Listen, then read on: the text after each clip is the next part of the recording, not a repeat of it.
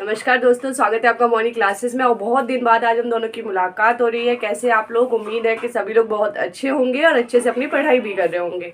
माफ़ी चाहती हूँ कि कुछ दिन तक मैं क्लासेस नहीं ले पा रही हूँ और कोशिश है कि आगे क्लासेस जारी रखूँ। ठीक है, तो आप लोग अपनी पढ़ाई अपने तरीके से थोड़ा करते रहिए, क्योंकि थोड़ा कॉपरेट मेरे साथ कर लीजिए। मैं रेगुलरली क्लास लेने की जल्द से जल्द कोशिश कर रही हूँ कि किसी भी तरीके से मेरी क्लासेस रेगुलर होती रहे। ठीक है, तो आप लोग अभी थोड़ा सा कॉपरेट मेरे साथ कर लीजिए और अपनी पढ़ाई को थोड़ा जारी रखिए। NTUGC नेट ने अब तो नेट भी निकाल दिया, रिजल्ट भी निकाल दिया बेटा। तो हम लोग कमर कस के अपनी तैयार हो जाइए अगले एग्जाम के लिए। जून 2022 में जो एग्जाम होगा उसमें आपको नेट JRF क्लियर करना है मॉर्निंग क्लासेस के साथ जुड़कर। तो जो हमने लास्ट क्लास में पढ़ा था वो क्या था? वो क्या था? हमारा लास्ट क्लास में हमने पढ़ा था सिद्ध साहित्य। ठीक है, तो उसी के साथ आगे आज हम क्या पढ़ेंगे? जैन साहित्य। तो आज का क्लास का हमारा टॉपिक क्या है? जैन साहित्य। जैन साहित्य में सबसे पहले हम ये देखेंगे कि जैन साहित्य जो प्रचलित हुआ वो किस क्षेत्र में हुआ। ठीक है, तो सबसे पहले तो हम ये देखेंगे कि जैन साहित्य जो प्रचलित हुआ वो किस में हुआ। तो ये हुआ था पश्चिमी क्षेत्र में।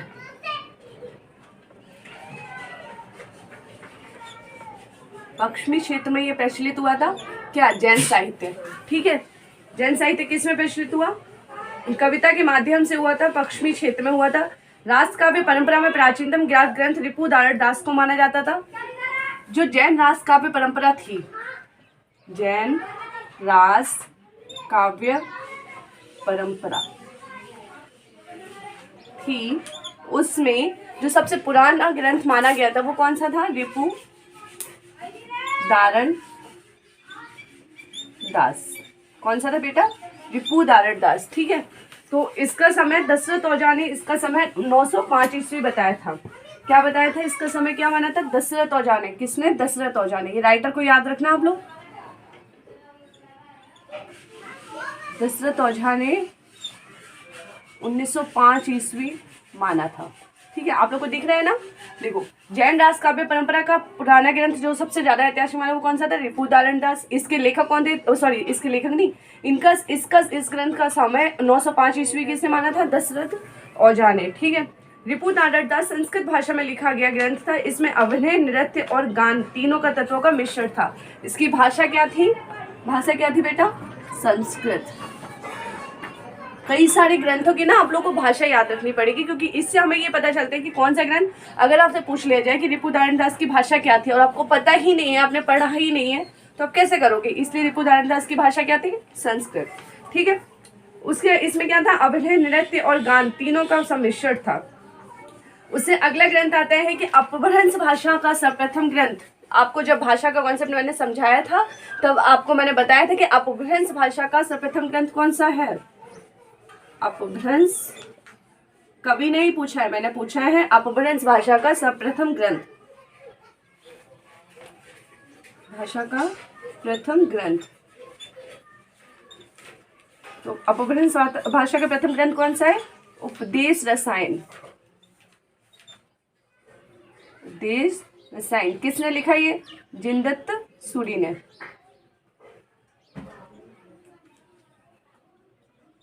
किसने लिखा? ये जिनदत्त सूरि ने। इसके रचयिता कौन थे? जिनदत्त सूरि। और ये अपभ्रंश भाषा में लिखा गया पहला ग्रंथ था।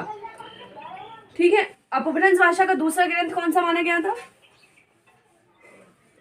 अपभ्रंश भाषा का दूसरा ग्रंथ बहुत ही महत्वपूर्ण ग्रंथ है और इसके बारे में मैंने आपको पहले भी बताया है।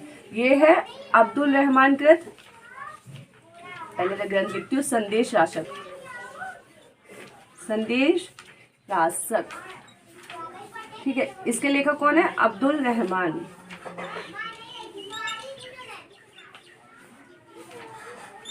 ठीक है, संदेश राशक के रचयिता कौन है बेटा? अब्दुल रहमान। इसका समय क्या माना जाता है? 12वीं से 13वीं शताब्दी के बीच में माना जाता है। मोस्टली ये 13वीं शताब्दी मिलता है। ठीक है, इसलिए आप लोग को याद रखना पड़ेगा।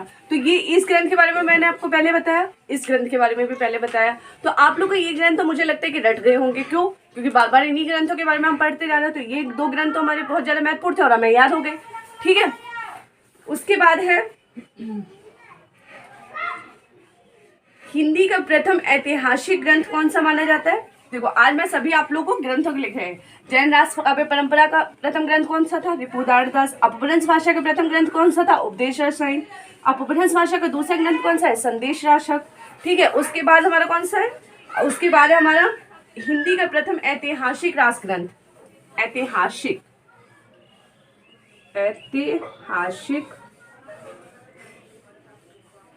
रास ग्रंथ। तो रास ग्रंथ कौन सा बेटा? सॉरी, पंच पांडव चरित रास, पांडव चरित रास। ठीक है, पंच पांडव चरित रास, सॉरी चरित नहीं है, रचित है, पंच पांडव रचित रास। पंच पांडव कौन से थे? आपको पंच पांडव नाम से ही समझ में आ रहा है ना, पांडव कौन थे।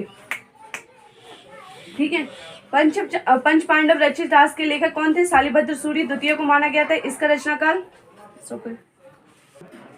ठीक है, तो बेटा आपने क्या पढ़ा? ऐतिहासिक रास ग्रंथ कौन सा था? पंच पांडव चरित रचित, सॉरी पंच पांडव रचित रास। ठीक है, तो इसके आगे देखो आप लोग क्या है, पंच पांडव रचित रास। ठीक है, उसके बाद पंच पांडव रचित रास के लेखक कौन थे? शालिभद्र सूरी द्वितीय को माना गया। इसमें प्रथम द्वितीय बहुत सारे नाम है, मतलब कोई नाम नहीं मिलता तो प्रथम लगा दिया, द्वितीय लगा दिया पीछे, ये कोई बात हुई? बताओ, पंच पांडव रचित रास के रचयिता कौन है? शालिभद्र सूरी,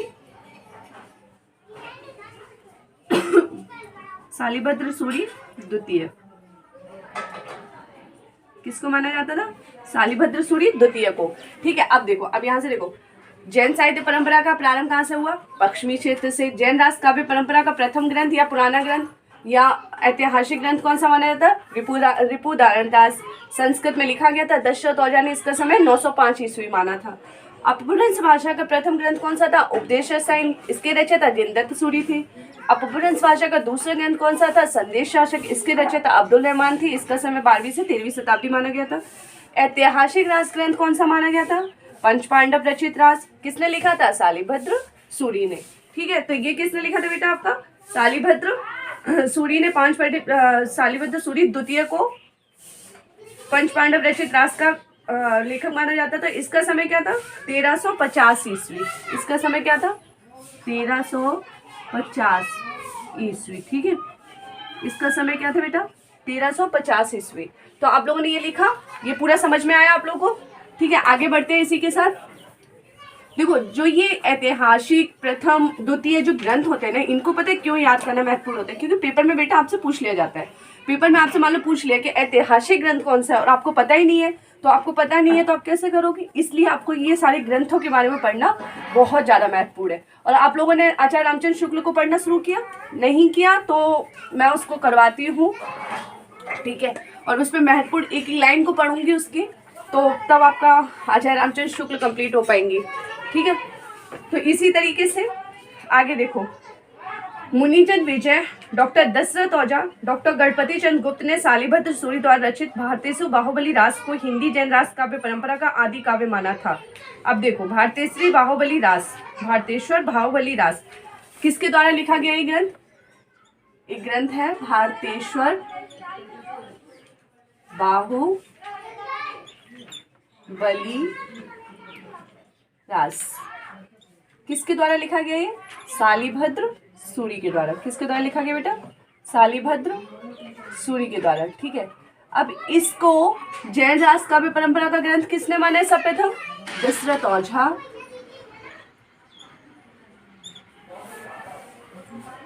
किसने माना ये? दशरथ औझा।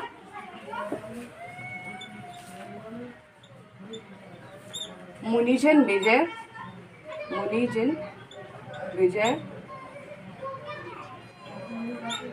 गणपति चंद्र गुप्त।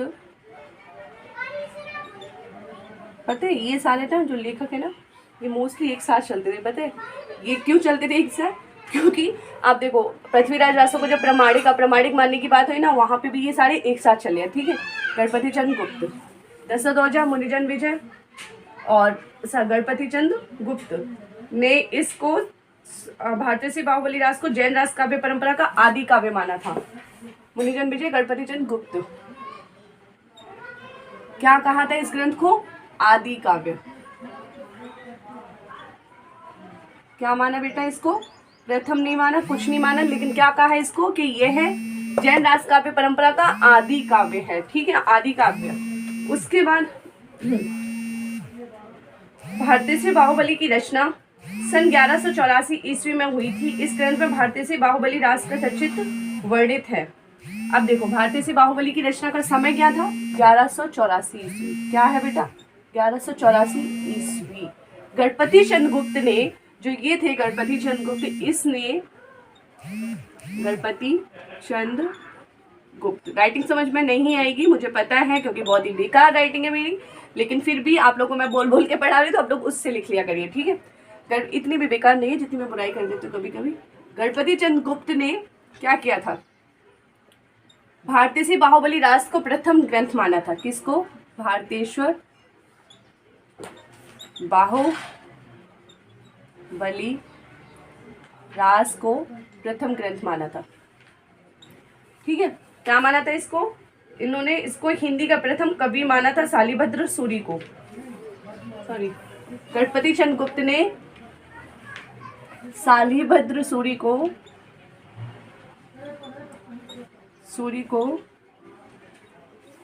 प्रथम कवि माना। जो प्रथम कवि है ना, वो आपको देखो, पहले अभी मैंने बताया ना, सरहप्पा को किसने माना था? राहुल शंकरताइन ने। शालिभद्र सूरी को किसने माना? गणपति चंद्रगुप्त ने। पुष्पदंत को हमने पढ़ा है अभी थोड़ा थोड़ा, ठीक है, हाँ पढ़ा है उनके बारे में। तो पुष्पदंत को किसने माना था? शिव सिंह सरोज ने। तो ऐसे ही करके जो हमारे प्रथम ग्रंथों की जो सूची है ना, वो आप एक साइड प्रथम ग्रंथ लिखो, सॉरी प्रथम कवि लिखोगे, और एक साइड उसके प्रस्तोता लिखेंगे कि प्रस्तोता का मतलब होता है कि किसने किसने किन विद्वानों ने माना है। ठीक है, तो आप इस तरीके से इसको लिखेंगे। उसके बाद देखो, भारतीय से बाहुबली रास की रचना 1184 ईस्वी में हुई।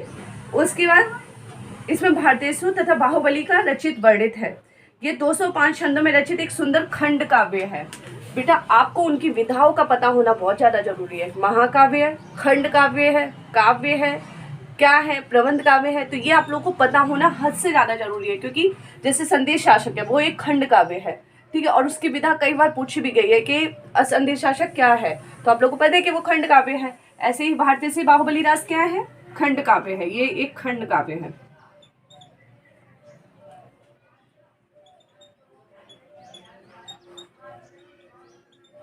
क्या है? खंड काव्य। ठीक है, उसके बाद इसमें कितने छंद हैं? 205 छंद। ठीक है, कितने छंद हैं? 205 छंद। भारतीय से बाहुबली का संपादन मुनिजन विजय ने किया था। जो इसका संपादन किसने किया था? संपादन किसने किया? मुनिजन विजय ने। किसने किया? मुनिजन विजय ने। ठीक है, प्रसिद्ध जैन आचार्य देवसेन कृतसर्वकाचार्य को डॉक्टर नगेंद्र ने हिंदी की प्रथम रचना माना था। अब देखो, ये तो हमने यहाँ पे भारतीय से बाहुबली रास के बारे में पढ़ा। क्या पढ़ा? भारतीय से बाहुबली रास एक रचना है जिसके रचयिता शालिभद्र सूरी है। 1184 ईस्वी में इसकी रचना हुई है। दशरथ औझा, मुनिजन विजय, गणपति चंद्रगुप्त ने इसे आदि काव्य कहा है। किसका? जैन साहित्य रास परंपरा का इसको आदि काव्य माना है। गणपति चंद्रगुप्त ने शालिभद्र सूरी को शालिभद्र सूरी को जैन रास का या हिंदी का, सूरी को हिंदी का प्रथम कवि माना है। हिंदी का, ठीक है, रुको मैं पूरी लिख दे रही हूँ। हिंदी का प्रथम, ठीक है, गणपति चंद्रगुप्त ने शालिभद्र सूरी को हिंदी का प्रथम कवि माना है। यह एक खंड काव्य है और 205 छंदों में लिखा गया है।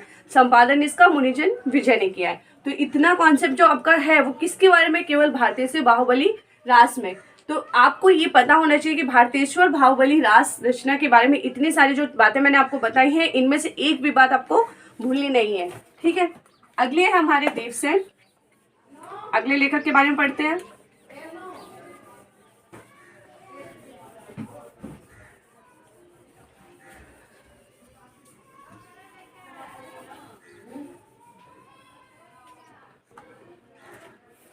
अगले लेखक कौन है हमारे? देवसेन। ठीक है, तो प्रसिद्ध जैन देवसेन कृत शवकाचार्य को डॉक्टर नगेंद्र ने हिंदी की प्रथम रचना माना था। देवसेन हिंदी की जो प्रथम रचना मानी जाती है वैसे ज्यादातर शवकाचार्य को ही मानी जाती है, ठीक है। और मैथिली भाषा में लिखी वर्ण रत्नाकर को ज्योतिश्वर ठाकुर द्वारा लिखी गई है, उसको मैथिली भाषा में लिखी पहली रचना माना गया है, ठीक है। तो देवसेन शवकाचार्य,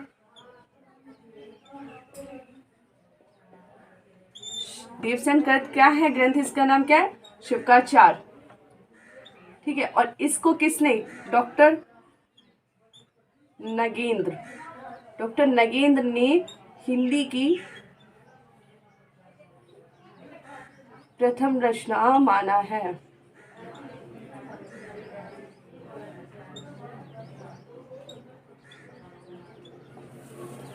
ठीक है, तो देवसेन कृत शवकाचार्य को डॉक्टर नगेंद्र ने हिंदी की प्रथम रचना माना है। देवसेन ने सन 1933 ईस्वी में शवकाचार्य की रचना की थी। शवकाचार्य में 250 दोहों में श्रावक धर्म का प्रतिपादन किया गया है। तो कब इसकी रचना हुई थी बेटा, इसका समय क्या है, 933 ईस्वी, क्या है 933 ईस्वी।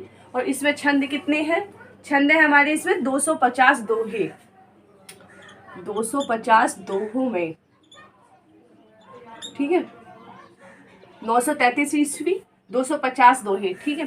तो देवसेन कृत शवकाचार्य को 933 ईस्वी में लिखा गया था। डॉक्टर नगेंद्र ने हिंदी का इसे प्रथम रचना माना था और ये 250 दोहों में है। इतनी बात इसके संबंध में आप याद कर लीजिए।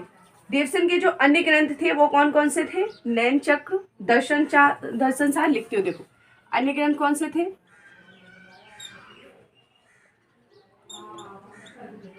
नैन चक्र, दर्शन सार, ठीक है। दर्शन सार, नैन चक्र, लघुनय चक्र,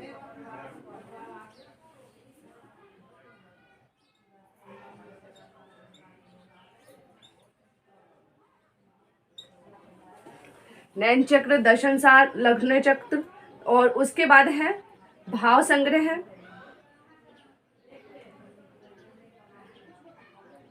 भाव संग्रह, आराधना सार और तत्व सार। भाव संग्रह दिख रहा है ना बेटा आप लोग को इधर, भाव संग्रह, दर्शन सार और भाव संग्रह, उसके बाद आराधना सार, तत्व सार। आराधना, किसी का नाम होगा ना आराधना तो उसको बड़ी जल्दी याद हो जाएगा कि मेरी जो रचना की थी वो किसने की थी, देवसेन ने। अरे मतलब मुझे पता है आपके मम्मी पापा ने की थी, लेकिन मैं इस रचना की बात कर रही हूँ, ठीक है। आराधना सार, तत्व सार, ठीक है। नैन चक्र, लघुनय चक्र, सॉरी आराधना सार, और सबसे महत्वपूर्ण जो रचना थी इनकी सायब धम्म दोहा, सायब धम्म दोहा। तो सॉरी बेटे ये लघुनय चक्र जो है वो मैं अभी बताती हूँ। नैन चक्र, दर्शन सार, भाव संग्रह, आराधना सार, तत्व सार और सायब धम्म दोहा, ये किसकी रचना थी, किसकी थी, देवसेन की। तो जो नैन चक्र है उसी का अन्य नाम क्या था, लघुनय चक्र, सॉरी लघुनय चक्र किसका नाम था, नैन चक्र का ही, ठीक है। लघुनय चक्र किसका नाम था, नैन चक्र का ही। देवसेन अपने ग्रंथ को जैन धर्म के अनेक संघों की उत्पत्ति लिखी है, जिसे इन्होंने जैनाभास का नाम दिया गया है। जो इन्होंने अनेक जैनों की जो उत्पत्ति लिखी है, जैन धर्म के अनेक संघों की उत्पत्ति किस नाम से लिखी है, जैन धर्म के अनेक संघों की उत्पत्ति किस नाम से लिखी, जैनाभास नाम से, जैनाभास किस नाम से लिखी, जैनाभास नाम से लिखी है। अनेक संघों की उत्पत्ति जो जैन में हुई थी, जैन धर्म में। बृहन्नय चक्र का रचना देवसेन के शिष्य माइलधवल ने किया, जो कि देवसेन के नाम से प्रसिद्ध है। अब इनके शिष्य थे, कौन थे इनके शिष्य, किसके गुरु थे ये, माइलधवल के,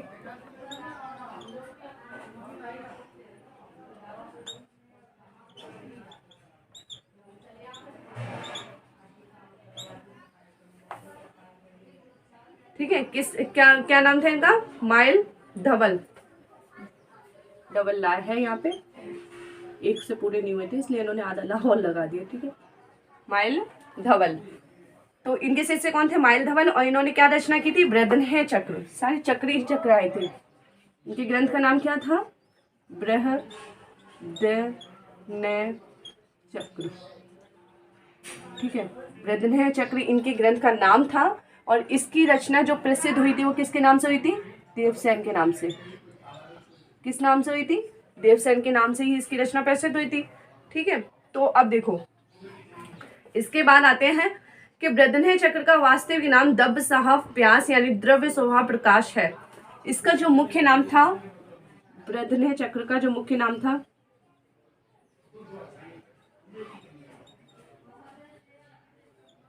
चक्र का जो मुख्य नाम क्या था? दब्ब साहब प्यास। ये रचनाओं के नाम हमने भाषा यूनिट 1 में भी पढ़े हैं और इसलिए आपको याद हो जाने चाहिए। अब तो इसको द्रव्य स्वभाव प्रकाश भी कहते थे। ठीक है, द्रव्य स्वभाव प्रकाश भी कहते थे। तो इसकी रचना किसने की थी? इनके शिष्य माइल धवल ने की थी। और ये इनका मुख्य नाम क्या था? दब्ब साहब प्यास और द्रव्य स्वभाव प्रकाश। पहले ये ग्रंथ दोहा बंद में था, किंतु बाद में शुभंकर के कहने पर प्राकृत में गाथा बंद में कर दिया गया था। पहले जो इसकी रचना की गई थी वो किस में की गई थी? दोहा बंद में। पहले ये दोहा बंद में इसकी रचना की गई थी, बाद में इसको किस में किया? गाथा बंद में। और गाथा किसका छंद है? प्राकृत का। किसका छंद है ये? प्राकृत का। तो जो इसकी रचना की थी, अब आपसे पूछा जाए कि प्राकृत भाषा में दब्ब साहब प्यास की रचना किसने की थी, तो वो कौन थे? माइल धवल। ठीक है, प्राकृत भाषा में किसने की थी? माइल धवल ने। और दोहा बंद में किसने की थी? देवसेन ने। ये चीज आप लोग याद रखोगे। ठीक है, दब्ब साहब प्यास अब प्राकृत भाषा में मिलती है। मैंने अभी बताया ना कि प्राकृत भाषा का वो है छंद है। दब्ब साहब प्यास धवल की रचना है, माइल धवल की रचना है। इसकी भाषा जो अब है दब्ब साहब प्यास की, वो क्या है? प्राकृत भाषा। ठीक है, क्या है बेटा? प्राकृत भाषा। दिख रहा है ना? तो इसकी भाषा प्राकृत भाषा है और दब्ब साहब प्यास की रचना किसने की थी? माइल धवल ने। तो अब देखो यहाँ देवसेन के बारे में पढ़ो। देवसेन इनकी प्रथम रचना शब्दाचार है, जिसे डॉक्टर नगेंद्र ने हिंदी की प्रथम रचना माना है। इसका समय 933 ईस्वी है और 250 दोहों में लिखी गई है। अन्य ग्रंथ नैन चक्र है इनका, दर्शन सार है, भाव संग्रह है, आराधना सार है, तत्व सार है और सायब धम्म दोहा है। ये इनके और ग्रंथ हैं जो इन्होंने रचना की है। उसके बाद नैन चक्र का अन्य नाम क्या है? लघुनय चक्र। ब्रैकेट में लिख देती हूँ मैं यहाँ पे अन्य नाम।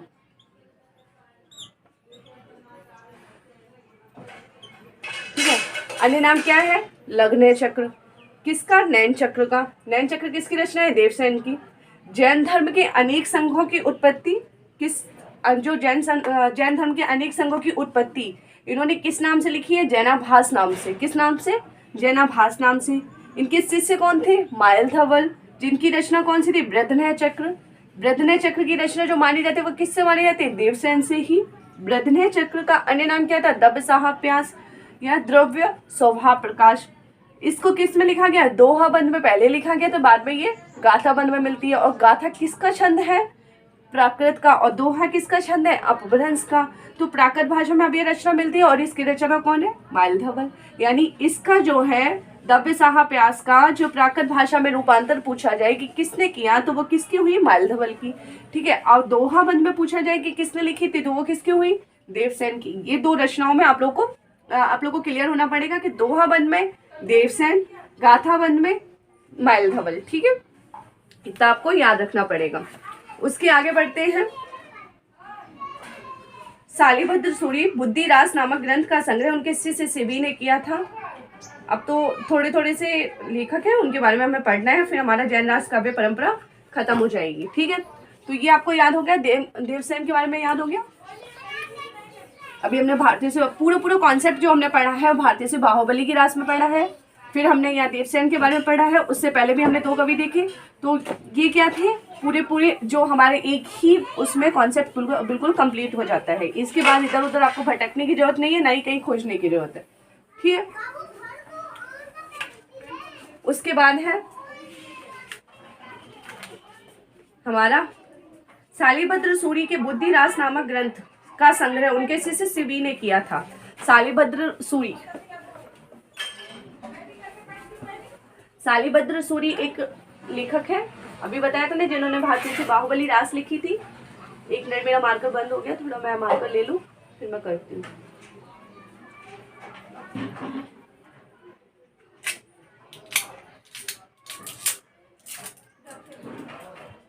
ठीक है, अब देखो शालिभद्र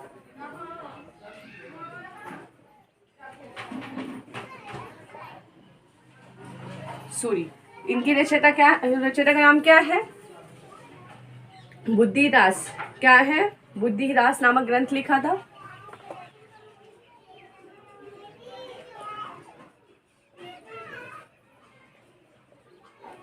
ठीक है, शालिभद्र सूरी की रचयिता थी बुद्धिरास नामक ग्रंथ उनके शिष्य शिवी ने किया था। क्या, इसका संग्रह किसने किया था,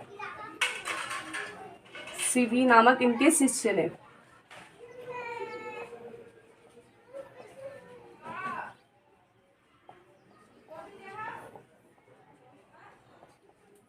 ठीक है, शालिभद्र सूरी, बुद्धिरास और इनका संग्रह किसने किया था, शिवी नामक इनके शिष्य ने। उसके बाद आते हैं हम अशागु नामक आसुग नामक कवि ने जालौर में लगभग 1200 ईस्वी के आसपास 35 छंदों में चंदनवाला रास नाम से एक रचना लिखी थी। तो सबसे पहले लिखते हैं आसुग कवि है, इन्होंने चंदनवाला रास, क्या लिखा है इन्होंने, चंदनवाला रास। मैंने कहा ना कि अब हम लोग जो पढ़ेंगे वो एक राइटर के बारे में थोड़ी थोड़ी चीजें पढ़ेंगे। ठीक है, चंदनवाला रास नामक रचना लिखी थी इन्होंने, 1200 ईस्वी में लिखी थी, और कितने छंदों में थी, 35 छंदों में। एक ही लाइन में हमारा पूरा कॉन्सेप्ट हो गया। ठीक है, उसके बाद है जिनधर्म सूरी ने 1209 में स्थूलीभद्र रास की रचना की थी। जिनधर्म सूरी, अगले कवि कौन है हमारे, जिनधर्म सूरी। इनके ग्रंथ का नाम क्या था, स्थूलीभद्र रास। स्थूलीभद्र रास, इसकी रचना कब की थी, 1209 में। कब की थी बेटा इसकी रचना, 1209 ईस्वी में। ठीक है, जिनधर्म सूरी द्वारा स्थूलीभद्र रास की रचना की गई थी, 1209 में की थी। स्थूलीभद्र रास में रचयिता का नाम जिनधाम मिलता है, जो जिनधर्म का ही पर्याय समझा जाता है। अब इनका क्या नाम है अगला, जिनधाम। जिनधाम क्या मिलता है, जिनधाम मिलता है, जो जिनधर्म सूरी स्थूलीभद्र रास 1209 ईस्वी मिलता है। ठीक है, अगले हमारे विजय सेन सूरी ने रेवंती गिरी रास की रचना 1231 ईस्वी के आसपास की थी। क्या नाम है इनका, विजय सेन सूरी, सारे सूरी हैं यहाँ पे। ठीक है, इनके ग्रंथ का नाम क्या था, रेवंती गिरी रास।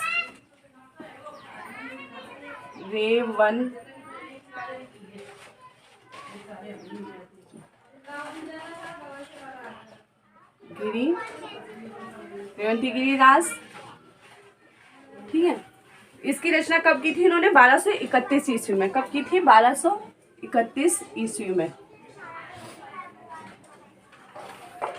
उसके बाद है रेवंती गिरी रास में जैन तीर्थ रेवंतगिरी और तीर्थकर नेमिनाथ की प्रतिमा के महत्व का प्रतिपादन ऐतिहासिक, पौराणिक, इतिवृत्त तथा प्राकृतिक सौंदर्य के आधार पर किया गया है। एक तो ये हो गया। फिर है रेवंती गिरी रास 4 कड़क भागों में विभक्त है। इसके कितने भाग हैं, 4 कड़क वर्ग। ठीक है, ये एक भागों का नाम होता है, 4 कड़क वक्कों में विभक्त है। ठीक है, तो ये कितने भागों में, 4 कड़क वक्कों में है। उसके बाद रेवंती गिरी रास 4 कड़क में। रेवंती गिरी रास की भांति कवि पलहड़ द्वारा रचित आबू रास में जेएनयू के प्रसिद्ध स्थान आबू मंदिर का वर्णन किया गया। ये आप लोग के जरूरी नहीं है।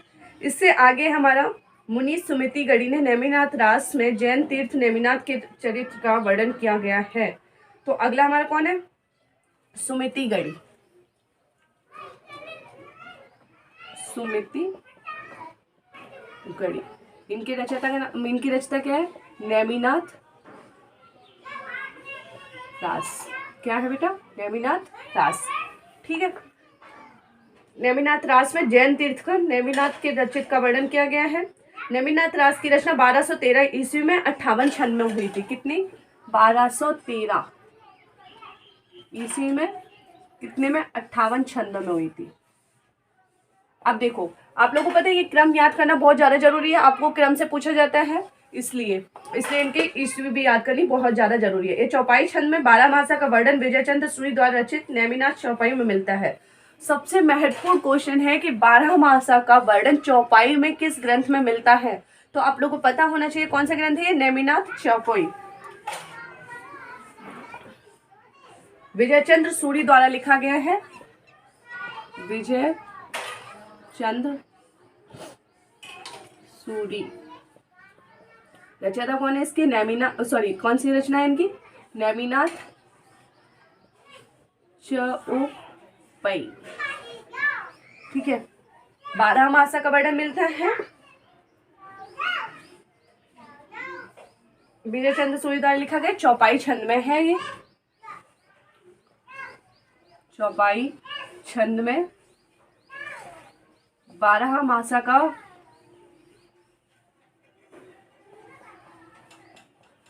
सर्वप्रथम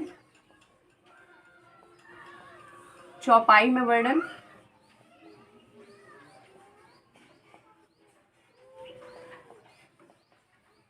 किस में मिला?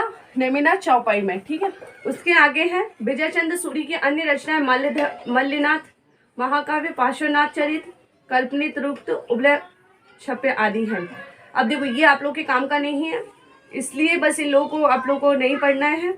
कुछ और रचना है जो मैं आपको बता दूं इसी के नीचे, फिर आपको पूरा कॉन्सेप्ट आप लोग को एक बार बताती हूँ। ठीक है, एक दलहड़ नाम के कवि हुए थे जिनकी एक रचना थी गए सुकुमार रास। ये बहुत महत्वपूर्ण थी। दलहड़ गए सुकुमार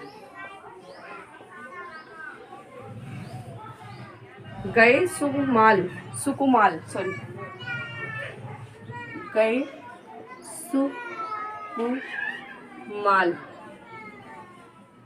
रास की रचना की थी इन्होंने। ठीक है, एक थी प्रज्ञा तिलक जिन्होंने कछली रास लिखा था, ये इतने महत्वपूर्ण नहीं है। कनकामर मुनि ने करकंड चरित लिखा था। कनकामर मुनि, इन्होंने कौन सी रचना लिखी थी? करकंड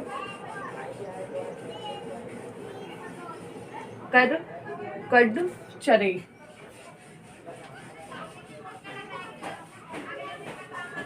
ठीक है, कनकामर मुनि, करकंड चरई।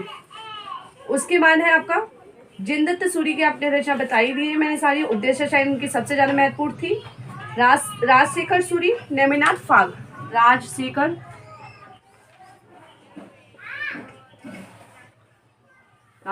सूरी, नेमिनाथ फाग। अब देखो कि जो रचनाएं थी, एक और रचना है धर्म सूरी की जो जम्मू स्वामी रास है। रचनाओं के नाम मैं आप लोगों को बता दे रही हूँ सारे, लेकिन जो महत्वपूर्ण है वो मैंने आप यहाँ पे बोर्ड पे लिख दी। प्रज्ञा तिलक, कछली रास, दलहड़, गए सुकुमार रास जो मैंने यहाँ लिखी है, सारमूर्ति, जिन पदम सूरी, अभयदेव सूरी, जय त्रिहुर्दा, चंद्रमुनि, पुराण सार, कनकामर मुनि, करकंड चरऊ,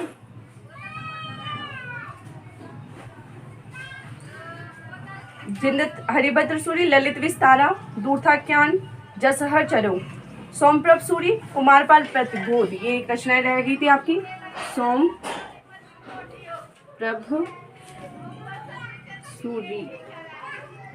सोमप्रभ सूरी की कौन सी रचना है ये?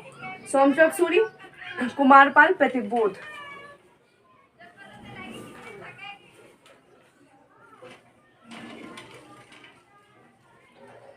कुमारपाल प्रतिबोध, ठीक है। उसके बाद है जिन पदम सूरी, स्थूलीभद्र फाग, धर्मसूरी, जम्मू स्वामीनाथ, अमदेव सूरी, संगपति समारानाथ, राजशेखर सूरी, नेमिनाथ फाग। तो जो महत्वपूर्ण रचनाएं थी बेटा वो मैंने आपको यहाँ पे बोर्ड पे लिख दी है, और इसके साथ ही हमारे जैन साहित्य परंपरा जो हमारी लिखी है उसका कॉन्सेप्ट खत्म हो जाएगा। तो सबसे पहले देखो, शालिभद्र सूरी बुद्धिरास नामक ग्रंथ लिखा था। संग्रह किसने किया था? इनके शिष्य शिवी ने। संग्रह किसने किया था? शिवी नामक इनके शिष्य ने। उसके बाद आसुक ने कौन सी रचना की थी? चंदनवाला रास, 1200 ईस्वी में, 35 छंदों में। जिनधर्म सूरी, जिनका नाम जीर्णधाम भी था, इसमें कौन सी रचना की? स्थूलीभद्र रास, 1209 ईस्वी में।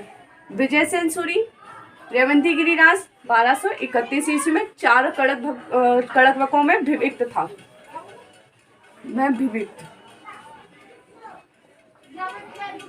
विविक्त बोल दो या विभाजन बोल दो, ठीक है। तो 4 कड़कवकों में विविक्त थी।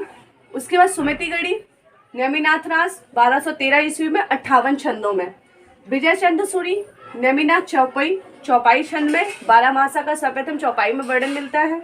फिर दलहड़ गए सुकुमार रास, कनकामन मुनि, करकंड चर्यो यानी करकंड चरित भी बोल सकते हैं इसको, राजशेखर सूरी, नेमिनाथ फाग, सोमप्रभ सूरी, कुमारपाल प्रतिबोध। तो ये जो आपकी रचनाएं थी ये सबसे ज़्यादा महत्वपूर्ण थी जैन रास काव्य परंपरा में।